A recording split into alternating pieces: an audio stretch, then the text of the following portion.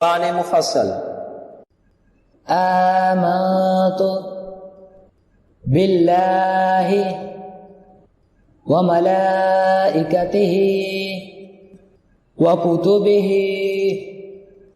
ورسله واليوم الآخر والقدر خيره وشره من الله تعالى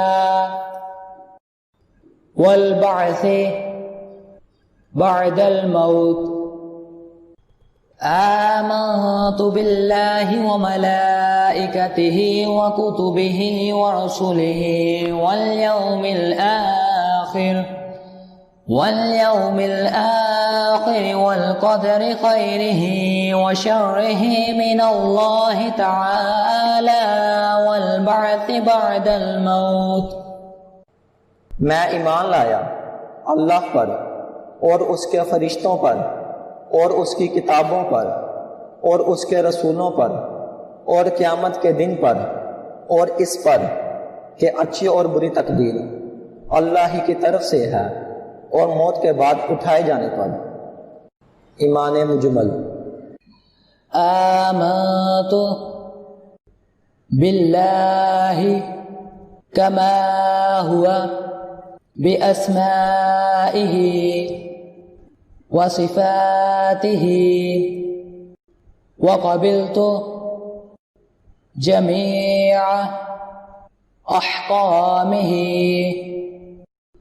إقرار باللسان وتصديق بالقلب. آمنت بالله كما هو بأسمائه وصفاته وقبلت جميع أحكامه إقرار باللسان وتصديق بالقلب. میں ایمان لایا اللہ پر جیسا کہ وہ اپنے ناموں اور اپنی صفتوں کے ساتھ ہے، اور میں نے اس کے تمام احکام قبول کیے، زبان سے اقرار کرتے ہوئے اور دل سے تصدیق کرتے ہوئے. سمجھو حدیث جبرائیل میں حضور پاک صلی اللہ تعالی علیہ وسلم نے جبرائیل علیہ السلام کے سوال کے جواب میں پوچھا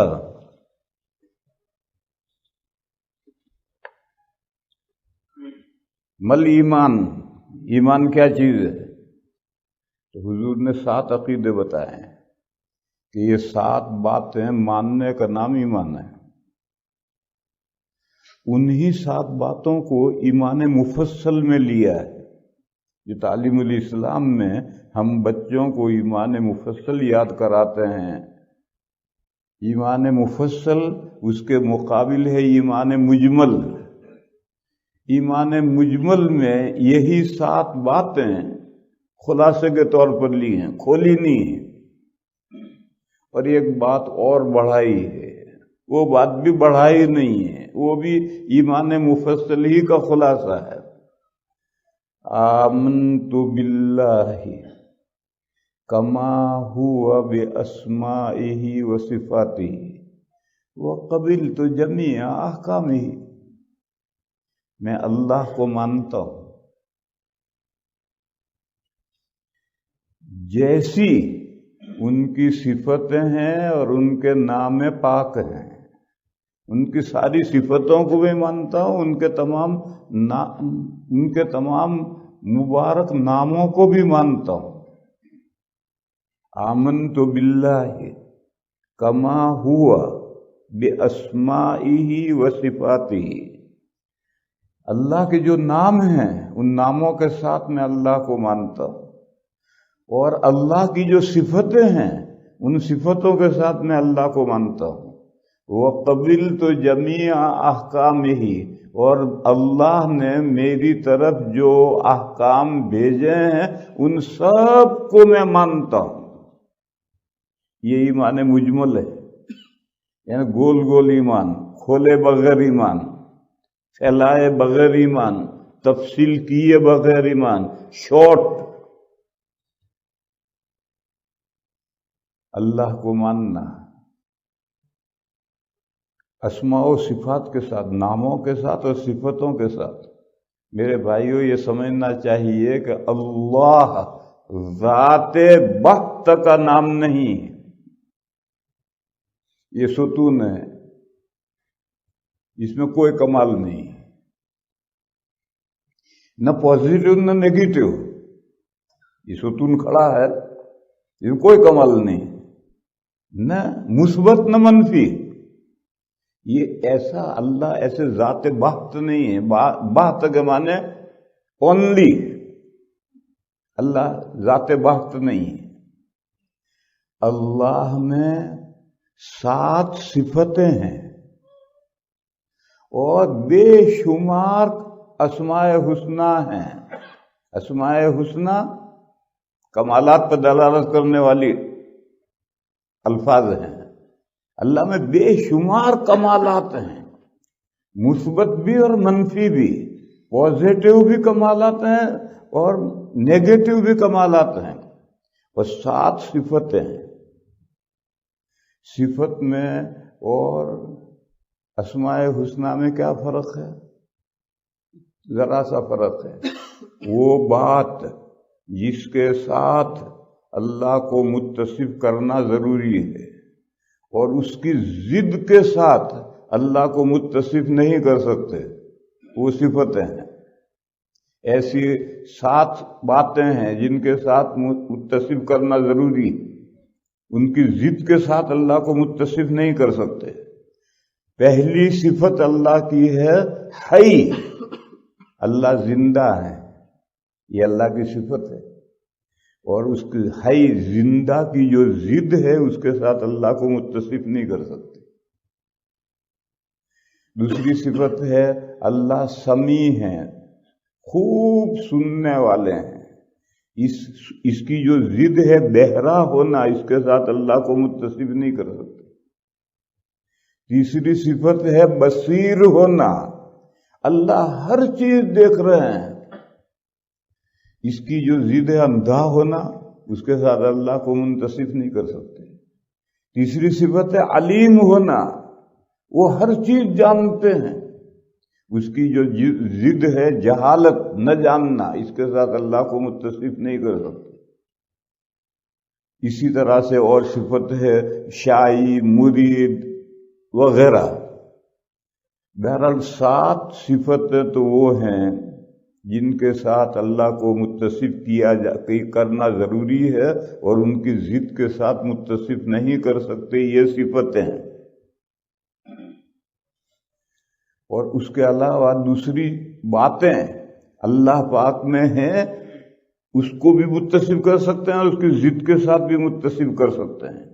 جیسے اللہ رزاق ہیں، یہ صفت نہیں ہے، یہ اللہ کا نام ہے، کیونکہ اللہ روزی پہنچانے والے ہیں تو روزی روکتے بھی ہیں، اللہ روزی کھولتے بھی ہیں، روکتے بھی ہیں۔ روکتے بھی ہیں یعنی اس کو روکنے پر قادر ہیں۔ بئی معنی یوں تو اللہ نے ہر مخلوق کی روزی کا ذمہ لے لیا ہے، لیکن روزی رسانی کی جو ضد ہے اس پر قادر ہیں، روکنا چاہیں تو روک سکتے ہیں۔ اللہ یبسط الرزق لمن یشاء من عبادہ ویقدر لہ۔ بس اللہ تعالیٰ کے لیے صفت رزاق ہے، ان اللہ هو الرزاق، یہ رزاق اس نام ہے، اسماء حسنی میں سے ہے، اللہ کے کمالات پر دلالت کرنے والا ہے، اور اس کی جو ضد ہے اس کے ساتھ بھی دو۔ اور مثال لو، اللہ محیی ہیں، زندہ کرنے والا ہے، تو اس کی جو ضد ہے ممیت، مارنے والے، وہ بھی اللہ ہے۔ تو احیاء یہ اللہ کی صفت نہیں، اللہ کا نام ہے۔ اتنی تفصیل میرے خیال سے آپ حضرات کے لیے کافی ہوگی۔ نام تو 7 ہیں، وہ نہیں، استغفر اللہ، غلطی کی میں نے، صفتیں تو 7 ہیں اور نام بے شمار ہیں۔ کیونکہ نام کمالات پر دلالت کرتے ہیں، اور کمالات اللہ میں بے شمار ہیں، بس کمالات پر دلالت کرنے والے الفاظ بھی بے شمار ہیں۔ مگر یہ جو اللہ کی صفات ہیں اور اللہ کے نام ہیں، ان کو سمجھانے کے لیے ہماری ڈکشنری کے الفاظ استعمال ہوئے ہیں۔ کیوں آسمان سے اللہ نئے الفاظ اتارتے تو ہم کیا سمجھتے؟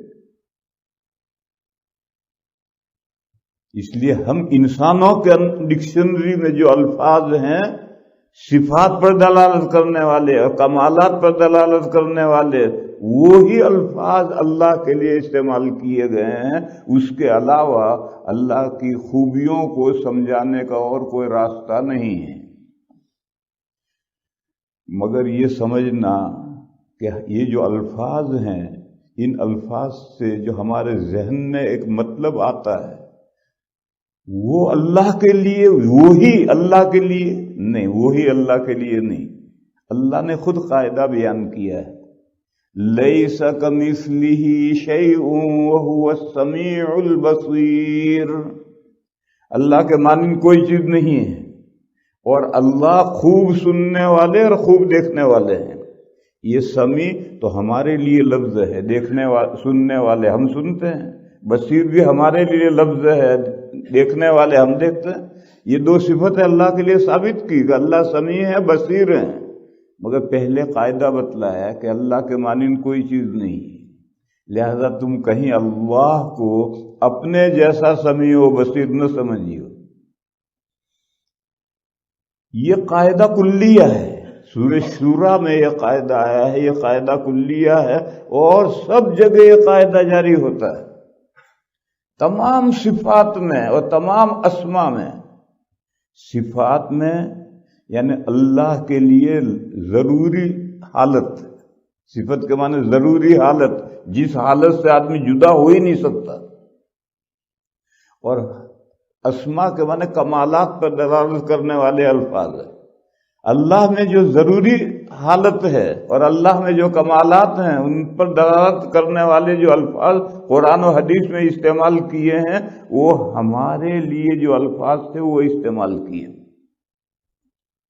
اس کی نظیر ملاحم، قیامت سے پہلے بڑی بڑی جنگیں ہونی ہیں، کشتوں کے پشتے لگیں گے، اور یاجوج ماجوج نکلیں گے اور یوں دنگا فساد کریں گے اور ساری دنیا پر یوں قبضہ کریں گے۔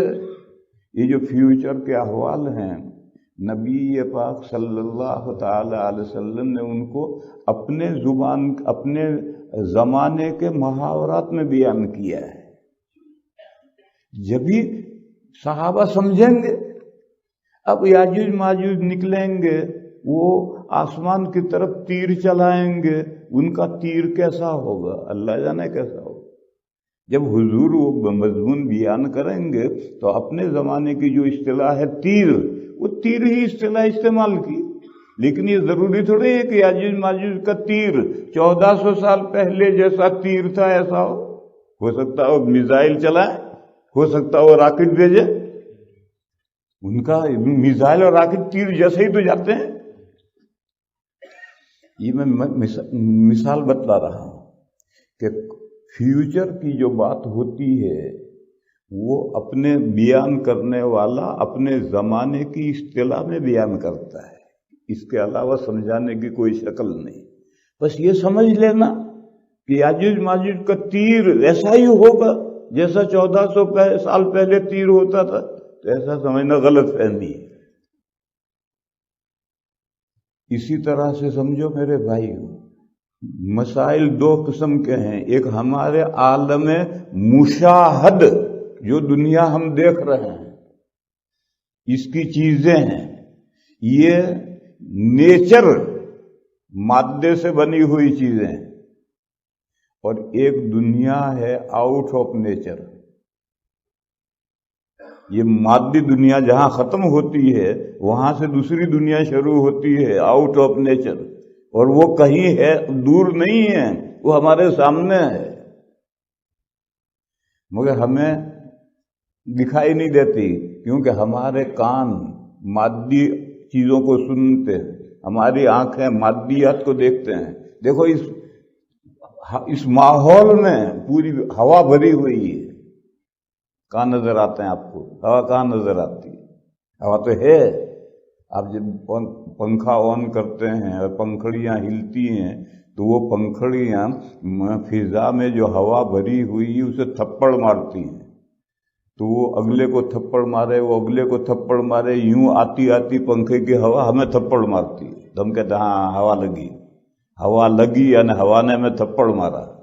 ہم بچپن میں ایک کھیل کھیلتے تھے، اب بچے وہ کھیل نہیں کھیلتے، یعنی اس کو مکہ مارا تو وہ اگلے کو مارے گا، وہ اگلے کو مارے گا، وہ اگلے کو مارے گا، آخر تک مکہ جائے گا۔ یہ بچپن میں ہم کھیل کھیلا کرتے تھے، اب بچے نہیں، یہ کھیل نہیں کھیلتے۔ تو ایسے ہی پنکھڑیوں نے ہوا مکہ مارا اپنے قریب ہوا کو، اس نے اگلے کو، اس نے اگلے کو، اس نے اگلے کو، یوں ہوتے ہوتے وہ ہمیں مکہ لگتا ہے تو ہم کہتے ہیں ہوا لگی۔ ہوا لگی نہیں، ہوا کا مکہ لگا۔ اس مجلس میں فرشتے گھیرے ہوئے ہیں، مجلس کو حدیث میں ہے کہ جہاں ذکر کی مجلس ہوتی ہے وہاں فرشتے اس مجلس کو گھیرتے ہیں۔ ذکر کا مطلب لوگ مختصر کر دیتے ہیں، شارٹ کر دیتے ہیں، اللہ اللہ اللہ اللہ اللہ اللہ، وہ اسی کو ذکر سمجھتے ہیں۔ ارے ذکر تو اللہ کی یاد ہے، تم فقہ کی کتاب پڑھ رہے ہو، حدیث کی کتاب پڑھ رہے ہو، قرآن کا ترجمہ پڑھ رہے ہو، یہ بھی ذکر ہے۔ تو جہاں ذکر کی مجلس ہوتی ہے اس کو فرشتے گھیر لیتے ہیں، اور جنات تو انسان کے تابع ہیں۔ انسان انبیاء جو آدم علیہ السلام سے نبوت کا سلسلہ شروع ہوا تو جنات کو انسان کے تابع کیا ہے، بس وہ پڑھتے بھی ہم ہی سے ہیں، وعظ بھی ہم سے سنتے ہیں۔ بس جنات بھی موجود ہیں، فرشتے بھی مجلس میں موجود ہیں، ہمیں کہاں نظر آتے ہیں؟ ہماری آنکھیں نیچر کی دنیا کو دیکھ سکتی ہیں، مادی دنیا کو دیکھ سکتی ہیں، ہمارے کان مادی دنیا کو آواز کو سنتے ہیں، غیر مادی کو نہیں۔ کبھی کبھی دیکھ لیتے ہیں، فرشتہ نظر آ جاتا ہے، جنات نظر آ جاتا ہے، کبھی کبھی حاطف غیبی آواز آ جاتی ہے، ہم سن لیتے ہیں، کبھی کبھی ہوتا ہے، لیکن یہ کرامت ہوتی ہے، ورنہ عام طور پر ہمیں جنات اور فرشتے نظر نہیں آتے، حالانکہ وہ یہاں ہیں۔ میرے بھائیو، اسی طرح سمجھو کہ جو نیچر کی دنیا ہے یہ ختم ہو کر جسٹ آؤٹ آف نیچر شروع ہوتا ہے، کوئی کہیں الگ نہیں ہے، آخرت اسی دنیا کے ساتھ ساتھ چل رہی کلوز، مگر وہ ہمیں نظر نہیں آتی، ہم وہاں کی آوازیں نہیں سنتے۔ ایک حدیث شریف میں ہے کہ قبرستان میں جو مردوں کو عذاب ہوتا ہے اس کو ثقلین کے علاوہ، انسان اور جنات کے علاوہ ہر مخلوق سنتی ہے، بھینس بھی سنتی ہے، مرغی بھی سنتی ہے۔ فرمایا کہ اگر انسان اس کو سن لے، قبرستان میں جو قبروں میں عذاب ہوتا ہے اس کو انسان سن لے تو بے ہوش ہو جائے۔ تو اب عالم قبر، برزخ، وہ ہماری اسی دنیا کا سپلیمنٹری ہے، ضمیمہ ہے۔ ہم جہاں کھڑے ہیں وہیں قبر ہے، وہیں عذاب ہو رہا ہے، ہمیں نظر نہیں آ رہا، ہم نہ سنتے ہیں نہ دیکھتے ہیں۔ کیوں؟ وہ آؤٹ آف نیچر ہے۔ مردہ پڑا ہوا تو نظر آئے گا، کیونکہ مردہ یہ تو نیچر ہے، مادے سے بنا ہوا ہے، لیکن اس کو جو راحت پہنچ رہی ہے یا اس کو جو تکلیف پہنچ رہی ہے وہ نظر نہیں آئے گی۔ یہ ایک بھائی بیٹھا ہے، ہم اس کو دیکھ رہے ہیں، اس کو دل میں بڑی خوشی ہے۔ کیوں خوشی ہے؟ منگنی ہو گئی ہے، عصر سے پہلے اطلاع آئی تیری منگنی ہو گئی ہے، بڑا دل میں خوش۔ تو میں اس کو تو دیکھ رہا ہوں مگر اس کے دل کی خوشی کو نہیں دیکھ رہا۔ یہ بھائی ہے، خود اللہ نہ کرے اس کا کوئی قریبی انتقال ہو گیا، دل صدمے سے بھرا ہوا، میں اسے تو دیکھ رہا ہوں مگر اس کے دل کے صدمے کو نہیں دیکھ سکتا میں، کیونکہ وہ نیچر نہیں ہے، آؤٹ آف نیچر ہے۔ اتنی بات یہ سمجھنے کے لیے کافی ہے کہ ہمارے پاس جو قوا ہیں، کون سی وہ صفات، عقل نہیں، علم نہیں، ہماری جو صفات ہیں، ہم بھی زندہ ہیں، ہم بھی دیکھتے ہیں، ہم بھی سنتے ہیں، یہ جو ہماری صفات ہیں یہ محدود ہیں نیچر کی دنیا تک، اس سے آگے نہیں دیکھتی، ورنہ آؤٹ آف نیچر بھی یہی ہے، یہ سامنے ہے، مگر جیسے ہوا نظر نہیں آتی، وہ آؤٹ آف نیچر جنت و جہنم بھی نظر نہیں آتی۔ جب قیامت آ جائے گی اور ہم دوسری زندگی، نیو لائف، جب نئی زندگی ملے گی تو ہماری صفات بھی مضبوط ہو جائیں گی۔ یہ تو آپ نے سنا ہی ہے کہ ہر انسان جب دوبارہ زندہ ہوگا تو آدم علیہ السلام کے قد پر ہوگا۔ آدم علیہ السلام کا قد ہمارے ہاتھوں سے 60 ہاتھ کا تھا، ہمارے ہاتھ سے۔ جب اتنا لمبا آدمی ہے تو موٹا بھی ایسا ہی ہوگا۔ یہ جو آدم علیہ السلام جس قد پر تھے اسی قد پر ہم دوبارہ پیدا ہوں گے۔ جب اسی قد پر پیدا ہوں گے تو اتنے لمبے، اتنے چوڑے، ایسی آنکھوں میں طاقت، ایسی کانوں میں طاقت، جیسے بدن اس کو بڑھ گیا 60 ہاتھ تو اس کے قوا بھی بڑھیں گے اسی طرح سے۔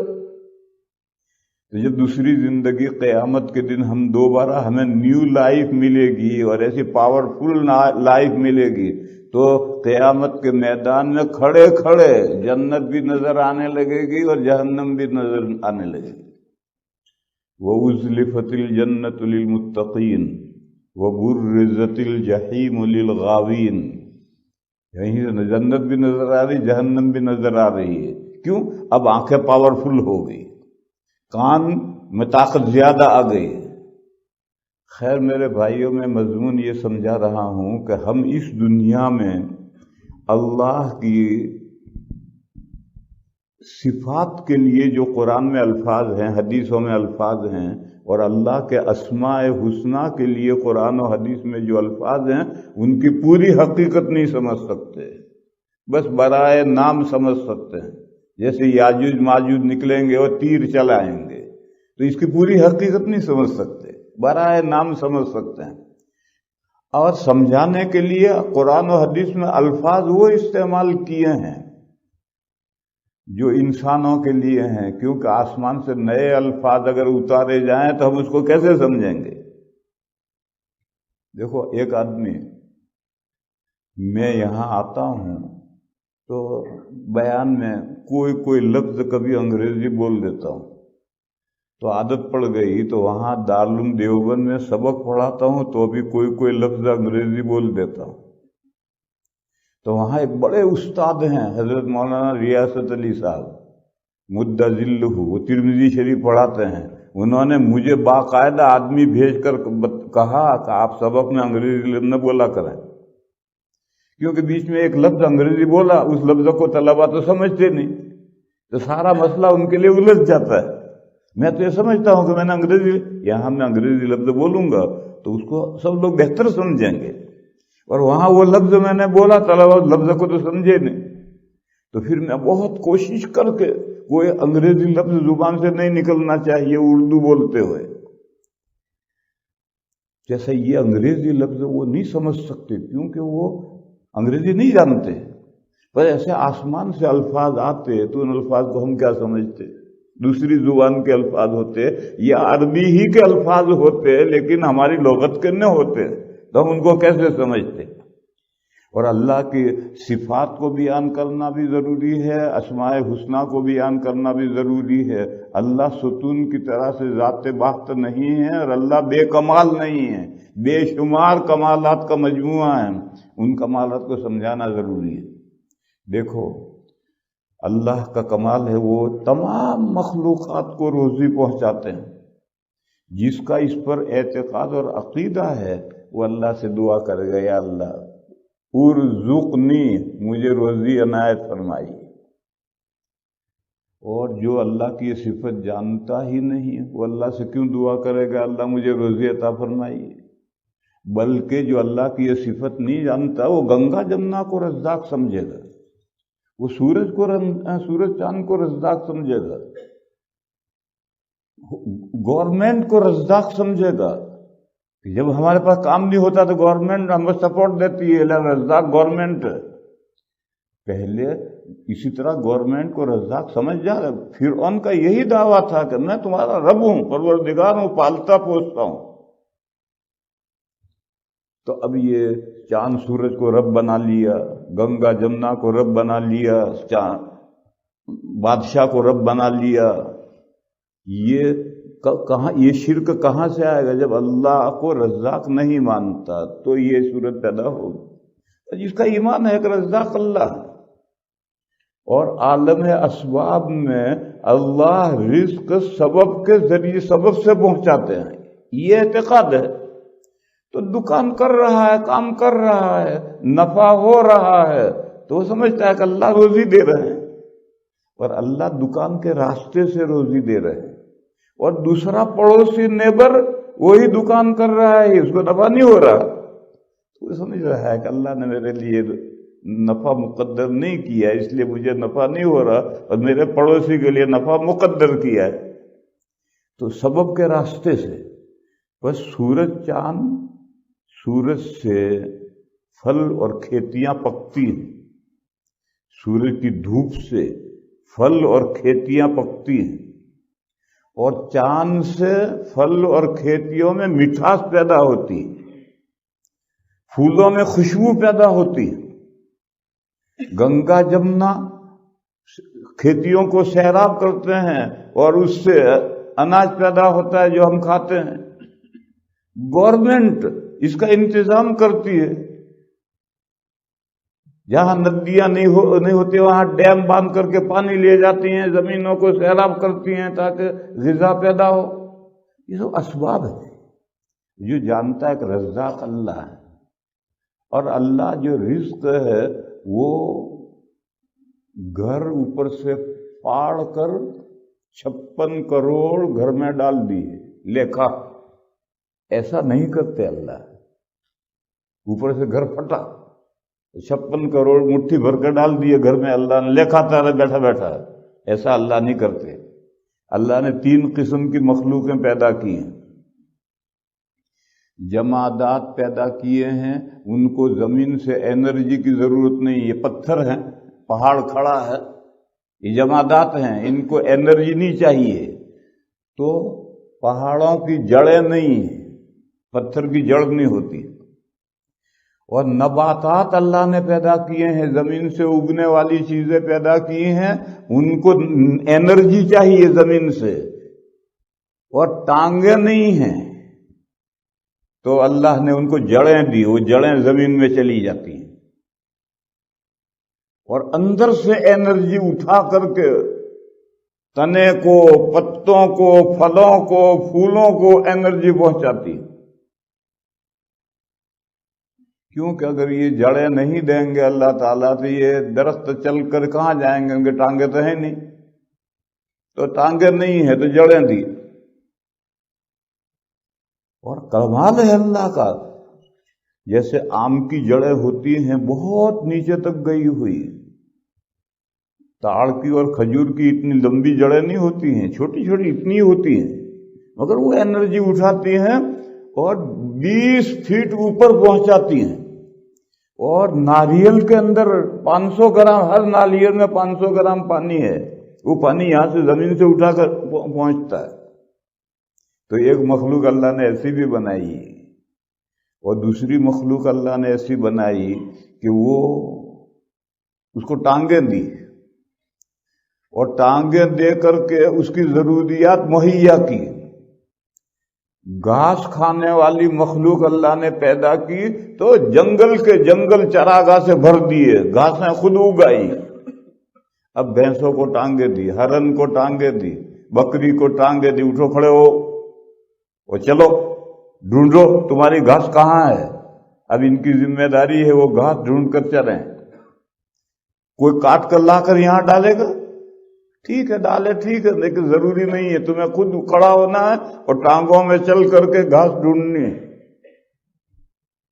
اللہ نے درندے پیدا کیے، شیر چیتے پیدا کیے جو گوشت کھاتے ہیں، ان کو ٹانگیں دی، جب رات ہو جائے اٹھو نکلو، دن میں نہیں، دن میں اگر درندے نکلیں گے تو لوگ پریشان ہو جائیں گے، لہذا دن میں درندے کچھاڑوں میں چھپے رہو، لیٹے رہو، اور جب لوگ گھروں میں جا کر لیٹ جائیں اب تم نکلو۔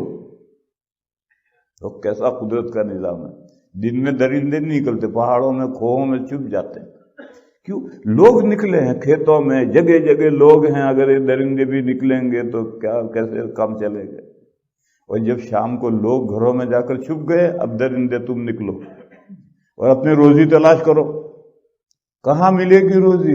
اسی گھاس کے اندر تمہیں خرگوش ملے گا، پکڑو اور کھاؤ۔ اب وہ گھاس نہیں کھائیں گے، وہ گھاس پہ ڈھونڈتے ڈھونڈتے خرگوش ملے، ہرن مل گیا، اب اسے پکڑیں گے اور کھائیں گے۔ اور اللہ نے ایک مخلوق ایسی بنائی ہے جس کو ٹانگیں بھی دی ہیں، اور اس سے زیادہ کمال دیا ہے کہ وہ ٹانگوں سے اٹھے چلے اور اپنی روزی خود پیدا کرے، کھیتی کرے، دکانداری کرے، مزدوری کرے اور اپنی روزی خود پیدا کرے۔ اللہ نے اس کو اتنی عقل و فہم دی، لہذا اسے اپنے پیروں پر کھڑا ہونا ہے اور روزی کے اسباب مہیا کرنے ہیں، اور روزی کے اسباب مہیا کرنے کے بعد اسے روزی ملے گی، مگر دیں گے اللہ۔ درختوں کو اور گھاس کو جڑیں دی، انرجی پہنچ رہی، یہ اللہ روزی پہنچا رہے ہیں۔ جانوروں کو، درندوں چرندوں کو پیر دیا اور کہیں نہ کہیں گھاس پیدا کر دی، درند شکار پیدا کر دیے، اب یہ جاتے ہیں شکار پکڑتے ہیں، گھاس کھاتے ہیں، یہ اللہ روزی پہنچا رہے ہیں۔ انسان کو اس طرح روزی نہیں پہنچا رہے، ٹانگیں تو اس کو بھی دی، مگر ٹانگوں سے آگے صلاحیتیں بھی دی، کچھ اور غیر معمولی ایکسٹرا آرڈینری صلاحیتیں دی ہیں، لہذا ان کو یہ حکم ہے کہ اٹھو اپنی روزی خود پیدا کرو۔ اب انسان محنت کر کے روزی پیدا کرتا ہے تو یہ اللہ روزی پہنچاتے ہیں، اللہ نے اس طرح سے سبب بنایا ہے۔ وہ ایک مولانا صاحب نے تقریر کی کہ رزاق اللہ ہیں، ہر ایک کی روزی پہنچتی ہے۔ ان نفسا لن تموت حتی تستکمل رزقها الا فاجملوا فی الطلب۔ سنو، کوئی بھی جاندار اس کی اس وقت تک موت نہیں آئے گی جب تک اس کو اس کی پوری روزی نہ پہنچ جائے۔ یہ حدیث بہت اہم ہے، جمعہ کے خطبوں میں پڑھی جاتی ہے۔ الا ان نفسا لن تموت حتی تستکمل رزقها۔ سنو، کوئی سانس لینے والی مخلوق، انسان ہی نہیں، ہر کوئی بھی سانس لینے والی مخلوق یعنی جاندار مخلوق اس وقت تک وہ مرے گی نہیں جب تک اس کے مقدر میں جو روزی لکھ دی گئی ہے وہ روزی اسے نہ پہنچ جائے۔ الا فاجملوا فی الطلب۔ سنو، بس روزی حاصل کرنے کے خوبصورت طریقے اختیار کرو، حرام اور ناجائز طریقے مت اختیار کرو، مقدر کی روزی تو پہنچنی ہے۔ اگر حلال اسباب اختیار کرو گے تو ان اسباب سے پہنچے گی، اور حرام اسباب اختیار کرو گے تو ان راہوں سے پہنچے گی۔ تو تم کیوں اپنا نقصان کرتے ہو؟ حرام راہ کیوں اپناتے ہو؟ حلال راہ اپناؤ، تمہارے مقدر کی روزی تو ملے گی۔ دیکھو یہاں رک کر ایک مسئلہ سمجھو، حلال بھی رزق ہے اور حرام بھی رزق ہے، حلال بھی رزق ہے اور حرام بھی رزق ہے۔ ایک آدمی کھجور کھا کر کے زندہ رہتا ہے تو کھجور رزق ہے، ایک شخص اونٹ کی مینگنیاں کھا کر زندہ رہتا ہے تو وہ بھی اس کا رزق ہے، ایک شخص ذبیحہ کھا کر کے زندہ رہتا ہے تو ذبیحہ اس کا رزق ہے، دوسرا سور اور مردار کھا کر جیتا ہے تو وہ بھی اس کا رزق ہے۔ رزق کے معنی ہے نصیب، حصہ۔ تو جیسے حلال بھی رزق ہے، حرام بھی رزق ہے، تو تم اگر حرام راہیں اختیار کرو گے تو اس راہ سے رزق تمہارا حصہ ملے گا، اور حلال راہیں اختیار کرو گے تو اس راہ سے تمہارا حصہ اور رزق ملے گا۔ تو پھر تم باولے ہو، حرام راہیں کیوں اختیار کرتے ہو؟ حلال راہیں کیوں نہیں اختیار کرتے؟ آپ دیکھتے ہو حلال راہیں اپنانے والے ملینر بلینر ہو جاتے ہیں، اور حرام راہیں اپنانے والے قلاش ہو جاتے ہیں، ان کے بعد کچھ بھی نہیں رہتا۔ اور اس کا الٹا بھی ہوتا ہے کہ حرام راہیں اپنائی ملینر ہو گیا، حلال راہیں اپنائی تنگ دست ہو گیا، آمدنی دکان میں سے ہو ہی نہیں رہی۔ یہ تو اللہ ہے، کسی کے لیے رزق پھیلاتے ہیں، کسی کے لیے رزق تنگ کرتے ہیں۔ بس فرمایا کہ تم حلال راہوں سے رزق تلاش کرو، تمہاری جو روزی مقدر ہے، تمہارا حصہ جو مقدر ہے، کھانے میں، پانی میں، سونے میں، جاگنے میں، راحت میں، آرام میں، یہ سب رزق ہے۔ یہ تمہارا حصہ مقدر ہے، وہ جب تک پورا نہیں ہوگا وہاں تک موت نہیں آئے گی۔ تو پھر حرام راہیں کیوں اپناؤ، حلال راہیں کیوں نہیں اپناتے؟ خیر، مضمون میں یہ سمجھا رہا تھا کہ حلال اور حرام دونوں رزق ہے۔ جو حلال کھانا چاہتا ہے اس کو یہ رزق ملتا ہے، جو حرام کھانا چاہتا ہے اس کو یہ رزق ملتا ہے۔ جیسے بھینس اور بکری کے لیے رزق گھاس ہے، اور شیر اور چیتے کے لیے راست شکار ہے، یہ رزق ہے اس کا۔ اب شیر اور چیتا گھاس نہیں کھاتا، گھاس کے اندر ریبٹ کو ڈھونڈتا ہے، ہرن کو ڈھونڈتا ہے، اور بھینس گھاس کھاتی ہے، اگر ہرن آ بھی گیا گھاس میں دباگ جاتا ہے، اس کو نہیں پکڑتی۔ تو ہر ایک کا رزق ہے، ہر ایک کے حصے میں جو ہے وہ اس کو پہنچتا ہے۔ بس انسان کو چونکہ اللہ تعالیٰ نے غیر معمولی ایکسٹرا آرڈینری عقل و فہم دی، تو فرمایا حکم دیا کہ ٹانگیں تمہیں ہم نے دی ہیں، سوچنے سمجھنے کی صلاحیت دی ہے، اٹھو اور اپنی روزی خود پیدا کرو۔ یہ جو ہم خود روزی پیدا کرتے ہیں، یہ اس واسطے سے، اس سبب سے اللہ رزاق ہے۔ تو میں سمجھا یہ رہا تھا کہ جو اللہ کی صفات کو سمجھے گا وہ اللہ ہی کو معبود مانے گا، اور وہ اللہ کی صفات کو جو نہیں سمجھے گا وہ ایرے غیرے نتھو خیرے کو رزاق مان لے گا، معبود مان لے گا۔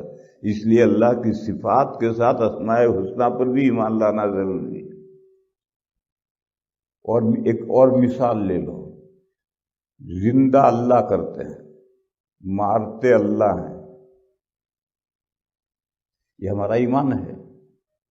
اور جو اس کو نہیں جانتا یا نہیں مانتا، جانتا ہی نہیں ہے کہ اللہ ہی زندہ کرتے ہیں، مارتے ہیں، جانتا ہی نہیں، یا جانتا ہے تو مانتا نہیں، تو وہ یہ سمجھے گا کہ میں زندہ کرتا ہوں، مارتا ہوں۔ حضرت ابراہیم علیہ السلام نے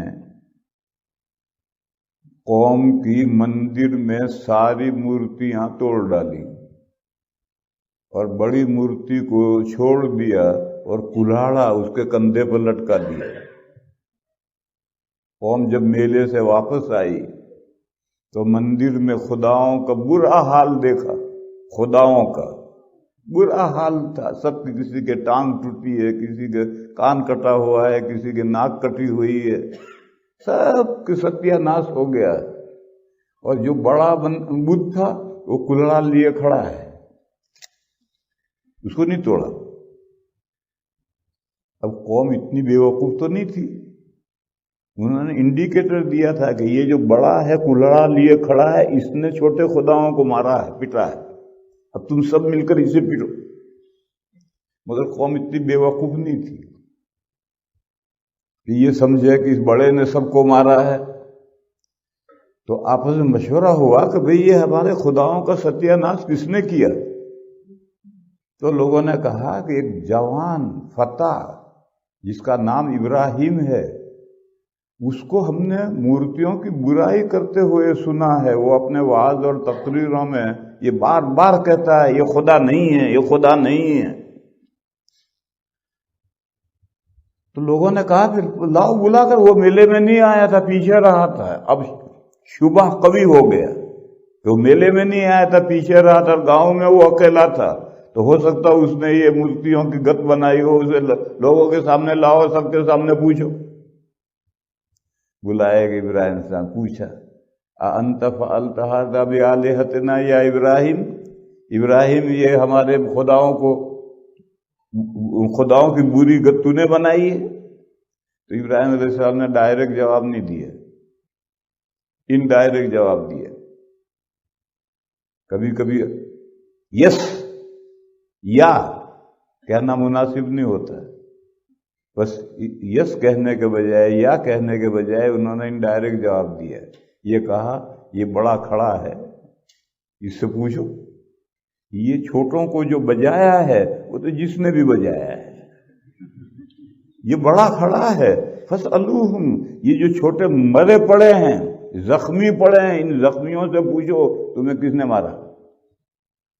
قال بل فعلہ، جواب دیا ابراہیم نے کہ کیا ہے اس کو، یا جملہ پورا ہو گیا، فاعل غائب، کیا ہے اسے کسی کرنے والے نے، جھوٹ نہیں ہوا، توریہ ہوا۔ فاسألوہم، یہ جو زخمی پڑے ہیں ان سے پوچھو، اگر یہ بولتے ہوں تو انہوں نے کہا یہ تو بولتے نہیں، تو حضرت نے فرمایا لا لطف ہے تمہاری عقل پر، جو بولتا بھی نہیں ہے اس کو تم نے خدا بنا رکھا۔ پھر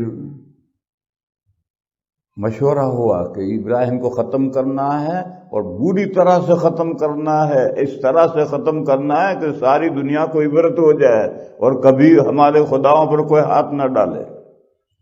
یہ تو پبلک کا کام نہیں ہے، اس کے لیے تو گورنمنٹ سے سہارا لینا پڑے گا، ایسی سخت سزا تو گورنمنٹ دے گی، پبلک تو دو چار تھپڑ مار دے۔ تو قوم ابراہیم علیہ السلام کا مقدمہ بادشاہ کے پاس لے گئے کہ ابراہیم نے ہمارے خداؤں کا یہ حال کیا۔ اب گورنمنٹ سزا دے گی، تو نمرود نے حضرت ابراہیم کو بلایا، اب بلا کر کے مقدمہ چلانا پڑے گا، پہلے جرم ثابت ہو جائے تو پھر جو سزا دینی ہو دے۔ تو بادشاہ نے بلا کر سوال کیا کہ ابراہیم، یہ جن کو تو نے توڑا ہے، مورتیوں کو توڑنے کا مطلب ہے کہ تو ان کو خدا نہیں مانتا، تو تیرا خدا ہے کون؟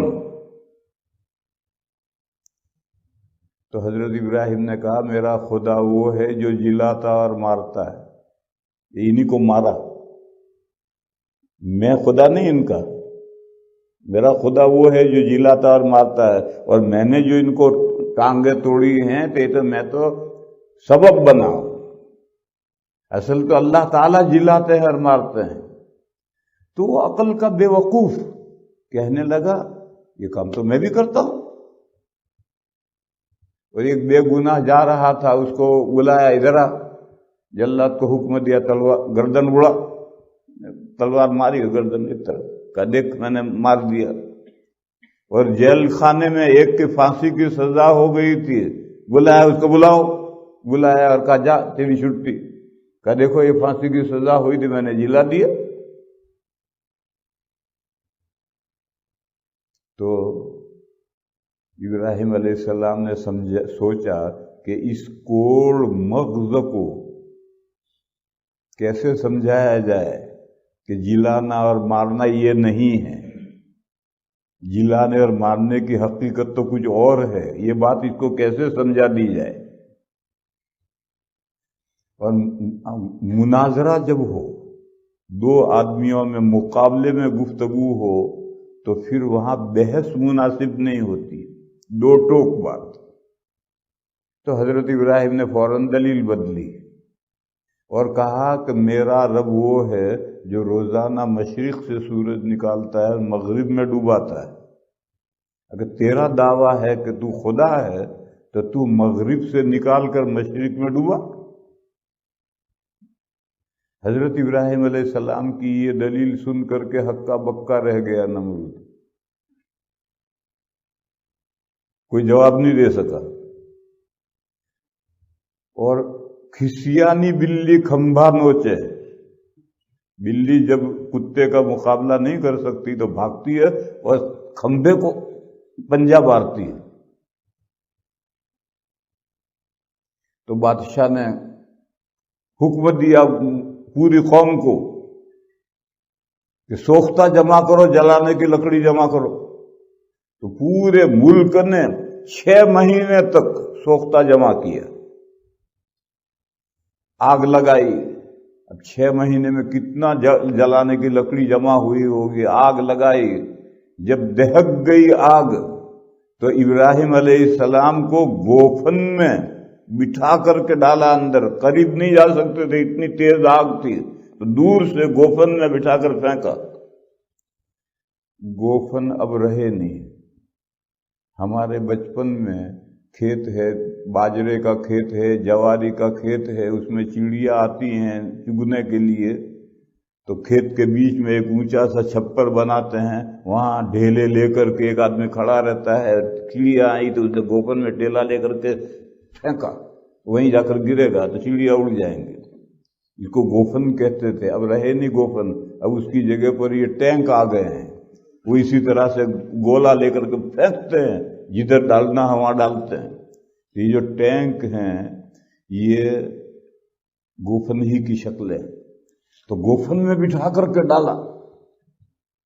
اب اس وقت کی گوفن کیسے ہوگی؟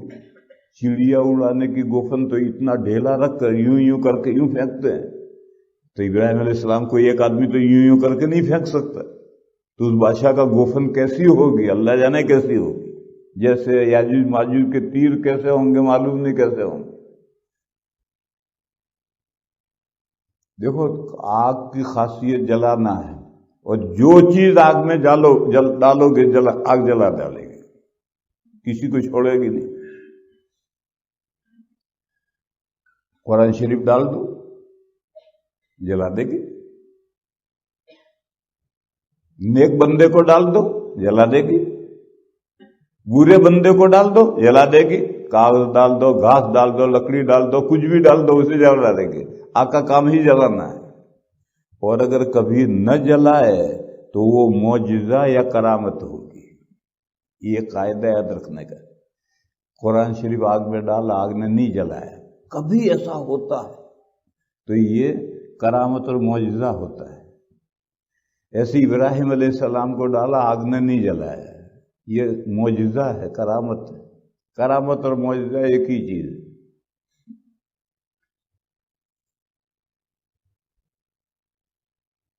ورنہ ایسے انبیاء گزرے ہیں کہ ان کو آرے سے چیر کر 2 ٹکڑے کر دیے، بنی اسرائیل نے ان کے آرے سے چیر کر 2 ٹکڑے کر دیے۔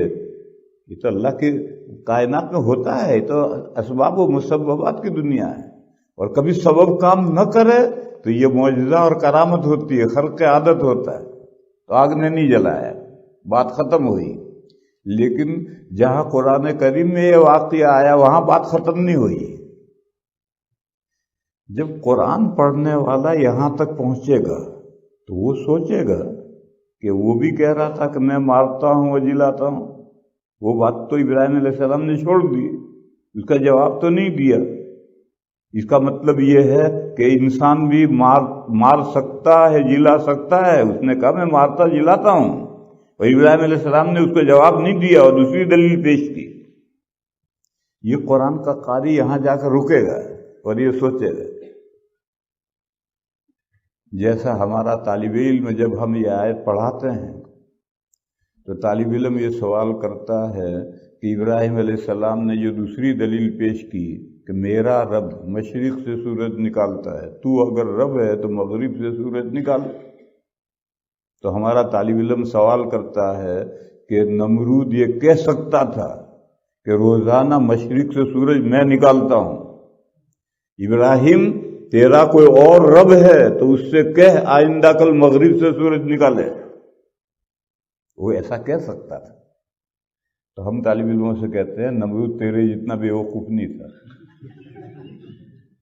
وہ یہ جو انبیاء کے منکرین ہوتے ہیں وہ جہدوا بہا واستیقنتھا انفسہم، وہ دل ان کے یقین کرتے ہیں اور انکار کرتے ہیں۔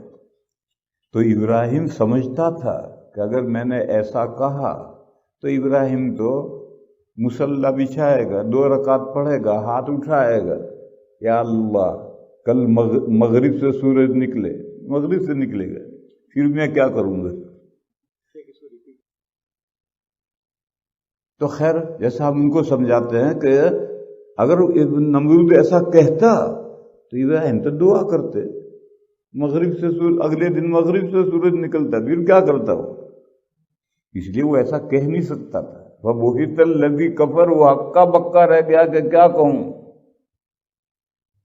اسی طرح قرآن کا قاری جب یہاں پہنچے گا تو سوچے گا کہ حضرت ابراہیم کی دلیل کو نمرود نے توڑ دیا اور یہ کہا کہ میں زندہ کرتا ہوں، میں مارتا ہوں۔ ابراہیم علیہ السلام نے اس کا جواب نہیں دیا، تو کیا اس کی بات صحیح تھی؟ جبھی تو حضرت ابراہیم نے دوسری دلیل پیش کی، اس کی دلیل کا کوئی جواب نہیں دیا۔ اس لیے یہاں جب پہنچے تو اللہ تعالیٰ نے 2 واقعے ذکر کیے اور قاری قرآن کو سمجھایا کہ دیکھو مارنا جلانا ان واقعات میں جو ہے یہ مارنا جلانا ہے۔ نمرود نے جو ایک کو قتل کیا، ایک کو چھوڑ دیا، یہ مارنا جلانا نہیں ہے۔ فرمایا او کالذی مر علی قریۃ، یہ مارنا جلانا ہے یا یہ بیت المقدس اجڑا؟ بائبل والے کہتے ہیں کہ حضرت دانیال، یہ نام قرآن میں حدیث میں نہیں آیا ہے، قرآن و حدیث میں 25 انبیاء کے نام آئے ہیں، لہذا ان پر تو ایمان لانا ہے ناموں کی تعین کے ساتھ۔ اور قرآن میں یہ ہے کہ اللہ نے ان کے علاوہ بہت سے انبیاء بھیجے ہیں جن کا قرآن میں تذکرہ نہیں کیا ہے، ان پر ایمان لانا ہے بالاجمال، نام کی تعین کے ساتھ نہیں۔ اور کوئی نام کی تعین کرے تو اس پر یقین بھی نہیں رکھنا۔ جیسے بائبل میں بہت سے انبیاء کے نام ہیں، جیسے دانیال ایک نبی کا نام ہے، تو قرآن و حدیث میں ان کا نام نہیں آیا تو ہم ان کو نبی اس نام کے ساتھ نبی نہیں مانیں گے، لیکن جو بے شمار انبیاء ہیں ان میں ہو سکتے ہیں وہ۔ اسی طرح سے ہمارے ہندوستان میں جو اوتار ہیں، یہ جو اوتار ہیں یہ نبوت کا نظریہ بگڑ کر کے اوتار تک پہنچا ہے۔ جیسے عیسائیوں کے یہاں نبوت کا نظریہ بگڑ کر کے خدا کا پارٹنر بنا ہے۔ عیسیٰ علیہ السلام اللہ کے 1/3 بنے، حالانکہ عیسیٰ علیہ السلام تو اللہ کے نبی تھے۔ یہ جو الوہیت میں خدائی میں حصے دار بنے ہیں، یہ ان کا بگڑا ہوا مذہب ہے۔ ایسے ہندوؤں کے یہاں یہ جتنے اوتار ہیں یہ سب انبیاء ہیں، اور ان انبیاء کو انہوں نے بڑھایا اور بڑھا کر کے اللہ کا بیٹا، اللہ کا بیٹا نہیں، اللہ کا روپ، اوتار مانے روپ، ان کو اللہ کا روپ کر دیا کہ اللہ ہی دنیا میں آئے اور وہ انسانی شکل بن کر کے کسی ماں کے پیٹ سے اللہ پیدا ہوئے اور دنیا میں لوگوں کی اصلاح کی اور پھر مر کر کے چلے گئے۔ پھر جب دوبارہ زمانہ بگڑا تو پھر اللہ بچہ بن کر کسی عورت سے پیدا ہوئے۔ یہ جو اوتار کا نظریہ ہے، روپ، یہ نبوت کا بگڑا ہوا سلسلہ ہے۔ اللہ تعالیٰ نبیوں کے ذریعے سے لوگوں کی اصلاح کرواتے ہیں، تو انہوں نے اس کو بگڑتے بگڑتے یوں کر لیے۔ اور عیسائیوں نے بگڑتے بگڑتے رسول کو خدائی میں شریک کر دیا، اور یہودیوں نے رسولوں کا کوئی حصہ ہی نہیں رکھا۔ یہودیوں کے یہاں موسیٰ علیہ السلام کی کوئی حیثیت نہیں۔ 20-25 سال پہلے میں ایک سینیگوگ دیکھنے گیا تھا، یہودیوں کی نماز دیکھنے گیا تھا بولٹن کے قریب میں۔ نماز انہوں نے پڑھی، ہمارے لیے انہوں نے کرسیاں ڈالی تھی، ہم 3 آدمی تھے، بیٹھ گئے، انہوں نے نماز پڑھی، ہم نے دیکھی۔ نماز کے بعد ہماری ان سے گفتگو ہوئی امام سے، تو میں نے اس سے جو سوالات کیے تھے اس میں ایک سوال یہ تھا کہ موسیٰ علیہ السلام کے بارے میں تمہارا کیا اعتقاد ہے؟ تو اس نے فٹ سے جواب دیا، اونلی ٹیچر، صرف معلم۔ تو موسیٰ علیہ السلام کی حیثیت گھٹا دی، معلم تو سبھی ہوتے ہیں جو مدرسے میں بیٹھ کر پڑھاتے ہیں۔ اور ابھی 1 ہفتہ پہلے لندن میں پورے یورپ کا جو سب سے بڑا ربائی ہے، میں اس سے ملنے کے لیے گیا، تو میں نے اس سے جو چند باتیں پوچھی، اس سے میں نے ایک بات یہ پوچھی کہ دیکھو بھائی، ہم اللہ تک پہنچنا چاہیں تو کوئی واسطہ نہیں چاہیے، یہ مضمون سمجھو۔ میں نے اس ربائی سے کہا کہ ہم اللہ تک پہنچنا چاہیں کوئی واسطہ نہیں چاہیے۔ یہ جو کہتے ہیں کہ بیعت کے بغیر نجات نہیں ہوگی، یہ غلط ہے۔ یہ جو کہتے ہیں لوگ کہ پیر چاہیے، بیعت کے بغیر نجات نہیں ہوگی، یہ بات غلط ہے۔ اگر بیعت کے بغیر نجات نہیں ہوگی تو تمام صحابہ مرد اور عورتیں حضور سے بیعت کیوں نہیں تھے؟ تمام صحابہ، تمام صحابیات حضور سے بیعت نہیں تھے، خاص صحابہ اور خاص صحابیات بیعت تھی۔ تو یہ جو نظریہ ہے کہ اللہ تک پہنچنے کے لیے وسیلہ چاہیے، وسیلے کے بغیر نہیں پہنچ سکتے، بے شک وسیلہ چاہیے، لیکن وسیلے کا مطلب کیا ہے؟ وسیلہ تو کہتے ہیں آپ کنویں پر کھڑے ہیں، پانی تک پہنچنا ہے تو ڈول رسی چاہیے، یہ وسیلہ ہے۔ ڈول رسی کے بغیر آپ پانی تک نہیں پہنچ سکتے۔ وسیلہ کے معنی واسطے کے ہیں، تو وسیلے کا مطلب کیا ہے؟ قرآن کریم میں صرف ایک جگہ لفظ وسیلہ آیا ہے، سورہ مائدہ میں، یا ایھا الذین آمنوا اتقوا اللہ وابتغوا الیہ الوسیلۃ وجاہدوا فی سبیلہ لعلکم تفلحون۔ اے وہ لوگوں جو ایمان لائے، اللہ سے ڈرو، یعنی اللہ کے احکام کی مخالفت مت کرو۔ اللہ سے ڈرنے کا یہ مطلب ہے، محبت کا ڈرنا ہے، خوف کا ڈرنا نہیں ہے۔ اور اللہ تک پہنچنے کا وسیلہ ڈھونڈو، اللہ تک پہنچنے کا ذریعہ سبب تلاش کرو۔ یہاں وسیلہ کے معنی اعمال صالحہ کرو۔ پہلے کا اللہ سے ڈرو، اللہ سے ڈرنے کا مطلب یہ ہے کہ شریعت میں جو کام حرام کیے گئے ہیں وہ کام مت کرو۔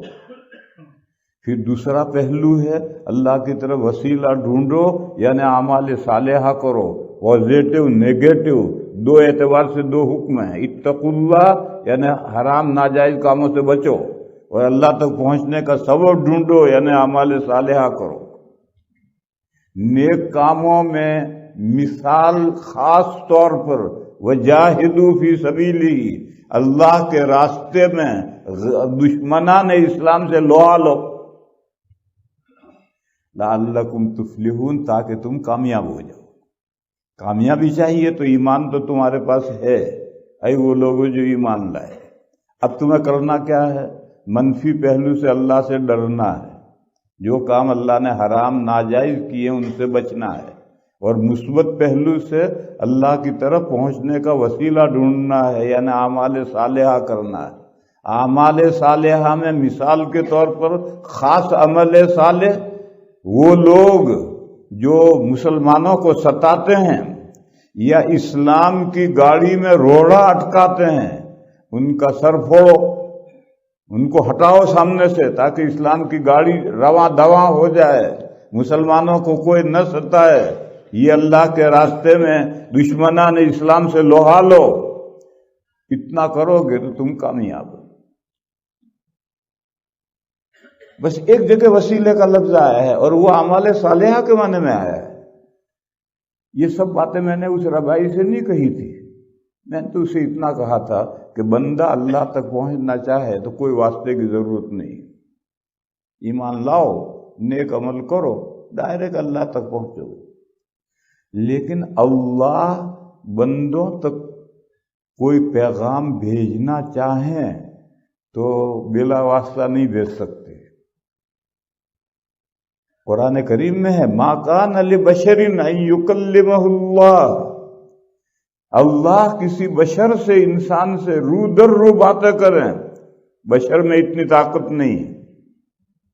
تو اللہ جو پیغام بندوں کے پاس بھیجیں گے تو بیچ میں واسطہ چاہیے۔ اللہ سے پیغام لیں گے جبرائیل، فرشتہ لے کر، اور فرشتہ لا کر نبی کو وحی پہنچائے گا، پھر نبی سارے انسانوں تک وہ وحی پہنچائے گا، واسطہ چاہیے۔ تو میں نے اس سے پوچھا کہ آپ تمہاری جو تورات ہے، توراہ، یہ موسیٰ علیہ السلام کے ذریعے آئی اور تم موسیٰ علیہ السلام کو تو اونلی معلم کہہ رہے تھے کہ اونلی ٹیچر، تو واسطہ تو تم مانتے نہیں، تمہارے کلمے کا دوسرا جز تو ہے ہی نہیں، لا الہ الا اللہ تو ان کے یہاں ہے، الفاظ نہیں ہے، یہ مضمون ہے، مگر دوسرا جز کلمے کا ان کے پاس ہے ہی نہیں، موسیٰ رسول اللہ ہے ہی نہیں۔ تو میں نے کہا کہ تمہارے پاس یہ تورات آئی کیسے؟ تو سرپرائز حیرت میں رہ گیا، کہنے لگے جیسا ایک آدمی کہیں جاتا ہے، اس کو کوئی لیٹر پکڑا دیا کہ لے لیٹر فلاں کو پہنچا دیے، ایسا ایکسیڈنٹلی، یہی لفظ اس نے کیا کہ ایکسیڈنٹلی موسیٰ علیہ السلام کو اللہ نے تورات پکڑا دی کہ جاؤ میرے بندوں تک پہنچا دینا، دوسرا کلمہ کا جز ہی نہیں ان کے پاس۔ تو وسیلہ تو چاہیے، لیکن یہاں سے اللہ کی طرف جانے کے لیے اللہ کے وصل کے لیے وسیلہ نہیں چاہیے۔ اور جو خیال ہے کہ پیر کے بغیر اللہ تک کوئی نہیں پہنچ سکتا، وہ غلط خیال ہے۔ ہر بندہ ایمان اور عمل صالح سے ڈائریکٹ اللہ تک پہنچے۔ ہاں، اللہ کی طرف سے جو انسانوں کے ساتھ پیغام آتے ہیں اس میں دو واسطے ضروری ہیں۔ اللہ سے پیغام انسان رو در رو نہیں لے گا، فرشتہ لے گا، فرشتہ رو در رو پیغام لے گا، اور پھر فرشتہ رو در رو پیغام نبی کو پہنچائے گا۔ اب نبی انسانوں تک پیغام پہنچائے گا، اسی لیے محمد الرسول اللہ ضروری ہے، اور اسی لیے فرشتوں پر ایمان لانا ضروری ہے، جنات پر ایمان لانا ضروری نہیں ہے۔ بے ایمانہ کہ قرآن میں جنات کا ذکر آیا ہے، بس اگر کوئی جنات کو نہیں مانتا تو ان آیات کا انکار ہوگا، اس اعتبار سے تو ضروری ہے، لیکن فی نفس سے ہی جنات پر ایمان لانا ضروری نہیں ہے۔ دیکھو زمین میں کتنی ہی مخلوقات ہیں، سب مخلوقات پر ایمان لانا کوئی تھوڑی ضروری ہے، جنات بھی ایک مخلوق ہے، مگر قرآن کی آیتوں میں جنات کا ذکر ہے، بس اگر کوئی جنات کو نہیں مانتا تو ان آیات کا انکار لازم ہے، اس اعتبار سے ضروری ہے۔ پھر میرے بھائیو، اسی ذیل میں یہ مضمون بھی سمجھو، جو میں نے قاعدہ بتلایا کہ اللہ کی صفات اور اسماء حسنہ، اسماء حسنہ کا ترجمہ ہے بہترین نام، اچھے اچھے نام۔ یہ صفات اور اسماء انسانوں کی ڈکشنری میں سے الفاظ اٹھا کر اللہ اپنے لیے صفات ثابت کرتے ہیں، نام خوبیاں ثابت کرتے ہیں، اور قاعدہ کہہ دیا کہ لیس کمثلہ شیء، اللہ کے مانند کوئی چیز نہیں ہے۔ اب سمجھو، قرآن میں ہے اللہ کا ہاتھ بیعت کرنے والوں کے ہاتھوں پر، بیعت رضوان ہو رہی تھی حدیبیہ میں، تو حضور صحابہ سے بیعت لے رہے تھے، تو فرمایا کہ ید اللہ فوق ایدیہم، یہ جو بیعت کرنے والے صحابہ ہیں ان کے ہاتھوں کے اوپر اللہ کا ہاتھ ہے۔ قرآن کریم میں ہے کل شیء ہالک الا وجہہ، ہر چیز کو ایک دن ختم ہونا ہے علاوہ اللہ کے چہرے کے۔ اب یہ ہاتھ اور چہرہ یہ تو ہمارے لیے الفاظ ہیں، ان لفظوں کو اللہ نے اپنے لیے ثابت کیا، بس اللہ کا بھی ہاتھ ہے اور چہرہ ہے، مگر یہ سمجھنا کہ ہمارے ہاتھ جیسا اللہ کا ہاتھ ہے، ہمارے چہرے جیسا اللہ کا چہرہ ہے، تو یہ سمجھنا غلطی ہوگی۔ جیسے یاجوج ماجوج تیر چلائیں گے تو تیر چلائیں گے، لیکن یہ سمجھنا کہ ان کا تیر ہمارے تیر جیسا ہوگا، یہ سمجھنا غلط فہمی ہے۔ بس اللہ کے لیے ہاتھ ہے، چہرہ ہے، مگر ان کا ہاتھ اور چہرہ ہمارے ہاتھ اور چہرے جیسا نہیں ہے۔ پھر اللہ کا ہاتھ کیسا ہے، اللہ کا چہرہ کیسا ہے، وہ اللہ ہی بہتر جانتے ہیں، ہم نہیں جانتے۔ جیسے یاجوج ماجوج کا تیر کیسا ہوگا وہ وقت بتائے گا، ابھی ہم نہیں جانتے وہ تیر کیسا ہوگا۔ تو اللہ کا ہاتھ اور چہرہ تو ہے، مگر کیسے کا جواب ہمارے پاس نہیں ہے۔ جب ہمارے پاس جواب نہیں ہے تو اس معاملے میں سوچنا ہی غلط ہے۔ جس چیز کی حقیقت ہم پا نہیں سکتے اس کو سوچنے سے فائدہ کیا ہے؟ اسی طرح کی ایک آیت ہے قرآن کریم میں 7 جگہ پر یہ مضمون آیا ہے کہ اللہ تعالی جل شانہ تخت شاہی پر متمکن ہوئے، براجمان ہوئے، جم کر بیٹھے۔ 7 جگہ پر یہ آیت آئی۔ بعض لوگ یہ سمجھتے ہیں کہ جیسا میں کرسی پر بیٹھا ہوں اور کرسی میری جگہ ہے، اس طرح سے اللہ تعالیٰ عرش پر بیٹھے ہیں اور عرش ان کی جگہ ہے۔ بعض لوگ ایسا سمجھتے ہیں، یہ سمجھنا صحیح نہیں ہے۔ لیکن میرے بھائیو، عرش ماننا ہے۔ قرآن میں 5 جگہ پر عرش کا ذکر آیا ہے، اور عرش کے ساتھ اللہ کا تمکن بھی ماننا ہے۔ 7 جگہ پر یہ مضمون آیا ہے، لیکن عرش اللہ کا مکان نہیں ہے، جگہ نہیں ہے۔ کیوں؟ زمانہ اللہ نے پیدا کیا ہے، مکان اللہ نے پیدا کیا ہے، عرش اللہ نے پیدا کیا ہے۔ تو سوال ہوگا جب عرش پیدا نہیں ہوا تھا تب اللہ کہاں تھے؟ لہذا عرش کو اللہ کا مکان نہیں ماننا۔ پھر قرآن میں 7 جگہ جو آیت آئی، اس کا کیا مطلب؟ ہاں وہ مطلب سنو۔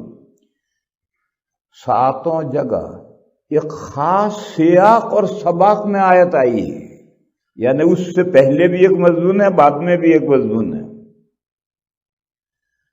جمعہ کے دن جو سورت پڑھتے ہیں، سورہ الف لام میم سجدہ، جو 21ویں پارے میں ہے، اس میں ہے اللہ الذی خلق السماوات والارض فی 6 ایام ثم استوى علی العرش یدبر الامر ما لکم من دونہ من ولی ولا شفیع افلا تتذکرون۔ فرمایا تمہارا پروردگار وہ ہے جس نے آسمانوں کو اور زمینوں کو 6 ادوار میں، پیریڈ میں پیدا کیا۔ جب آسمان و زمین بن کر تیار ہو گئے تو اللہ تعالیٰ تخت شاہی پر متمکن ہوئے۔ آسمان و زمین کے تمام معاملات کا اللہ انتظام کر رہے ہیں، یدبر الامر، اللہ ہی تمام آسمان و زمین کے معاملات کا انتظام کر رہے ہیں۔ لہذا تمہارے لیے اللہ کے سوا کوئی کارساز بھی نہیں ہے، کوئی سفارش کرنے والا بھی نہیں۔ افلا تذکرون، تمہاری سمجھ میں نہیں آتی بات؟ مکھ معافی، کھوپڑی خالی ہے، اتنی موٹی بات بھی نہیں سمجھتے؟ یہ کفار سے کہا جا رہا ہے۔ ہندو یہ کہتے ہیں کہ دولت کا خدا لکشمی، بارش کا خدا فلاں،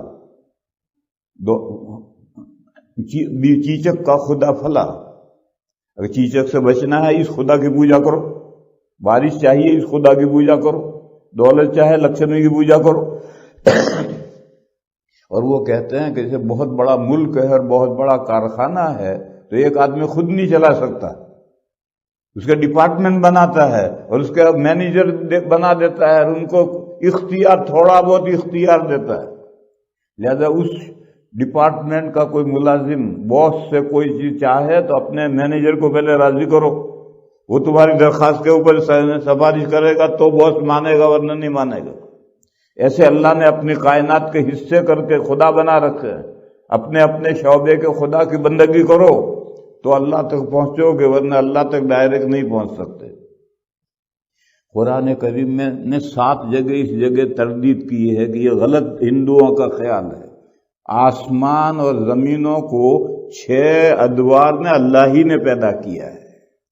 پھر تخت شاہی پر اللہ جم کر بیٹھے ہیں اور پوری کائنات کا براہ راست انتظام اللہ کر رہے ہیں. کوئی ڈپارٹمنٹ نہیں بنائے، کوئی مینیجر نہیں بنائے. بس تمہارا نہ کوئی کارساز ہے نہ سفارشی ہے. کارساز بھی اللہ ہے، سفارشی بھی اللہ کی اجازت کے بغیر کوئی سفارش نہیں کر سکتا. اتنی موٹی بات تمہاری سمجھ میں نہیں آتی ہے؟ فلا تذکرون. اب میرے بھائیو سمجھو، خبر آئی کہ ہمایوں کا انتقال ہو گیا. مغل بادشاہوں میں بڑا بادشاہ گزرا ہے، ہمایوں کا انتقال ہوا. بابر تخت نشیں ہوا، باپ گیا ہمایوں، اب اس کی جگہ اس کا بیٹا تخت نشیں ہوا. تو کیا مطلب ہے اس محاورے کا؟ کیا بابر کے پاس تخت شاہی ہے؟ پہلے، اب تو ختم ہو گئے، اب تو چیئرمین بننے لگے، لیکن پہلے تخت نشیں ہوتے تھے تو تخت ہے. اور بابر اس تخت پر جب دربار کرتا ہے تو اس سے اس کا تعلق بھی ہوتا، بیٹھتا بھی ہے، لیکن وہ تخت بابر کا مکان نہیں ہے کہ وہیں بیٹھا رہتا ہے. ایسا ماننا غلطی ہے. تب بابر تخت نشیں ہوا، اس کا مطلب ملک کا کنٹرول بابر نے سنبھالا. باپ گیا اور بیٹے نے ملک کا کنٹرول سنبھالا. لیکن یہ سمجھنا کہ تخت شاہی ہے ہی نہیں، یا اس تخت شاہی کے ساتھ بابر کا کوئی تعلق کبھی قائم ہی نہیں ہوتا، ایسا سمجھنا غلطی ہے. لیکن ایسا سمجھنا کہ بابر ہر وقت اس تخت پر ہی بیٹھا رہتا ہے، ایسا سمجھنا بھی غلطی ہے. لہذا یہ 7 جگہ جو آیتیں ہیں سب کا مطلب یہ ہے کہ پوری کائنات کا کنٹرول اللہ کے پاس ہے. لیکن تخت بھی ماننا ہے، عرش الہی کو ماننا ہے. قرآن میں 5 جگہ عرش کا ذکر ہے اور عرش کے ساتھ اللہ کا تعلق بھی ماننا ہے، مگر عرش کو اللہ کا مکان نہیں ماننا ہے. یہی حال ہر صفت میں. یہ تمام صفتوں کے لیے جو الفاظ ہے وہ تو انسانوں کی ڈکشنری کے الفاظ ہیں. بس ان الفاظ سے جو سمجھ میں آتا ہے وہ بے عینی ہی نہیں ماننا. اللہ کے شائن شان ماننا ہے کہ اللہ کا عرش کے ساتھ کیسا تعلق ہے. اللہ کے شائن شان تعلق ہے. جیسا ہم تخت پر بیٹھتے ہیں، کرسی پر بیٹھتے ہیں، ایسا تعلق مراد لینا صحیح نہیں. تو میرے بھائیو، اتنا گھڑی تو 9:15 بجائی ہے، امام صاحب اونچے نیچے ہو رہے ہیں کہ یہ پتہ نہیں کب پورا کرے گا. اصل مضمون میں یہ سمجھا رہا تھا کہ حدیث جبرائیل میں سے ایمان مفصل نکالا ہے. اس میں 7 عقیدے، اور اسی ایمان مفصل میں سے ایمان مجمل نکالی ہے. اس کے لیے کوئی دلیل نہیں ہے. اسی ایمان مفصل میں سے ایمان مجمل ہے. آمنت باللہ کما ہوا باسمائہ و صفاتہ وقبلت جمیع احکامہ. میں اللہ کو مانتا ہوں، جو بھی اللہ کی صفتیں ہیں، جو بھی اللہ کے نام ہیں، سب کے ساتھ مانتا ہوں، اور اللہ نے جو احکام بھیجے ہیں سارے احکام میں قبول کرتا ہوں. اور تفصیل سے ایمان مفصل ہے، اس میں تقدیر کا ذکر ہے. 7 عقائد میں تقدیر کا ذکر ہے. اس تقدیر کو سمجھانا ہے، لیکن وہ ایک دن میں تھوڑی سمجھ میں آئے گا. اس کے لیے کئی دن خرچ کرنے پڑیں گے. اب تو افطار کا وقت ہونا ہے، تیاری کرو بھائی افطاری کی. کل باقی مضمون کل سمجھائیں گے، ابھی تقدیر شروع نہیں کی. بھائی اتنا بتلایا کہ تقدیر پر ایمان لانا ویری امپورٹنٹ. بچہ ہو، بوڑھا ہو، دیہاتی ہو، شہری ہو، پڑھا لکھا ہو، جاہل ہو، ہر ایک کو تقدیر پر ایمان لانا ہے. اور ایمانیات میں ایسا پیچیدہ مسئلہ ایمانیات میں نہیں لیا جا سکتا ہے. ایمانیات میں تو وہ مسئلہ لیں گے جو ویری سمپل، ہر کوئی سمجھ سکے، اس کو ایمانیات میں لیں گے۔ لہذا تقدیر کے بارے میں جو خیال ہے کہ بہت مشکل ہے، کچھ نہیں مشکل ہے، بہت آسان ہے، کل انشاءاللہ سمجھاؤں گا۔ وآخر دعوانا الحمدللہ۔